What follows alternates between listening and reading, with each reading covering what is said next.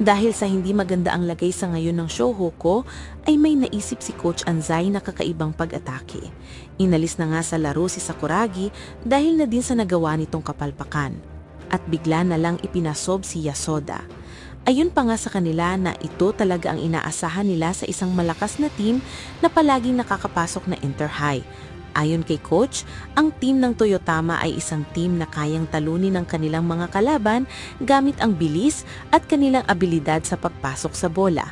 Kung hahayaan mo sila na ipagpatuloy ang gantong laro, ay mahihirapan tayo. Baguhin mo ang takbo ng laro. Dapat mo silang pakalmahin, naiintindihan mo? Pero ayon kay Kogure na wala siya sa sarili, baka hindi siya makapaglaro ng maayos.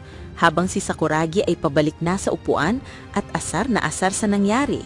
Ayon pa nga kay Kashimoto na kaya lamang napili si Sakuragi ay dahil sa anyo nito. Inis na inis si Sakuragi.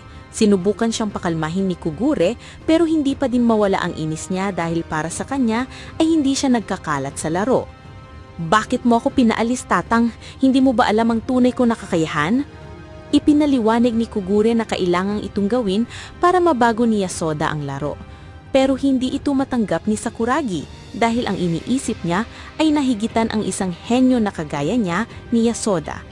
Pero kahit ang teammate nila ay napapaisip kung bakit si Yasoda ang pinapasok na imbes na si Kogure. Naalala nga ni Kogure kung gaano kakalmado at katapang si Yasoda at nakakasigurado siya na magagawang mabago ni Yasoda ang laro at maaalis niya ang inis nila. Isang malakas na pag-rebound ang ginawa ni Akagi. Itatagbo na sana ni Ryota ang bola pagkapasa sa kanya ni Akagi. Pero pinigilan siya ni Yasoda.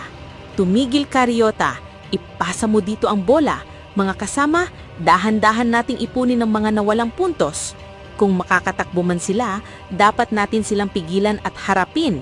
Maliban sa pagtakbo, maaari rin tayong mag-isip ng taktika. Paano kung ang half-court tactic na palagi nating pinapractice? Naalala ni Yasoda ang bilin sa kanya ni Coach na kapag nakuha ng kalaban ang bola ay dumipensa agad. Dapat ka muna dumipensa bago magsimula ang kanilang mabilis na galaw. Depensa! Yasoda, ang bagal mo. Kung hahayaan mo silang makagawa ng hakbang, mababaliwala ang lahat ng pinanghirapan natin. Pero nag-iba na nga ang pamamaraan ng Shouhoku dahil sa ipinakita ni Yasoda, mas bumilis na sila at napansin ito ni Kishimoto. Alam ko na. Dahil ang Toyotama ay mas malakas ang abilidad kaysa sa atin, kailangan lang gamitin ng taktikang ito, ang pagbabagali ng takbo ng laro. Kaya nga ang kalmadong si Coach Anzai, isang taong hindi mapalagay, ay bigla na lang magbabago. Mukhang magiging maganda ang serye ng Inter-High ngayon. Tatang, ano ka ba? Ako naman ang palaruin mo.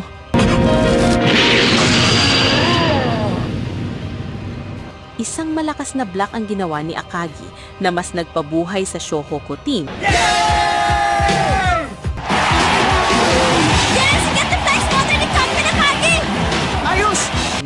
Dahil sa block na ito, ay naisip niya na kakaiba si Akagi at wala na silang mahahanap na center na kasing daling niya kahit nasa Osaka pa. Patagalin natin ng oras, mananalo tayo sa kanila kahit sa pakonti-konting puntos. Dahil sa kakaibang ipinakita na lakas ni Akagi, ay napilitan na ang coach nila na bantayang mabuti si Akagi. Isang mabilis ang ginawang tira ni Mitsui.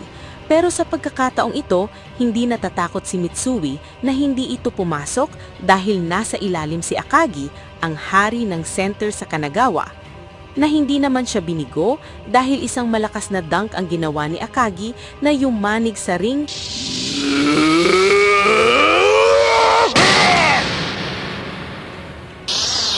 Kori!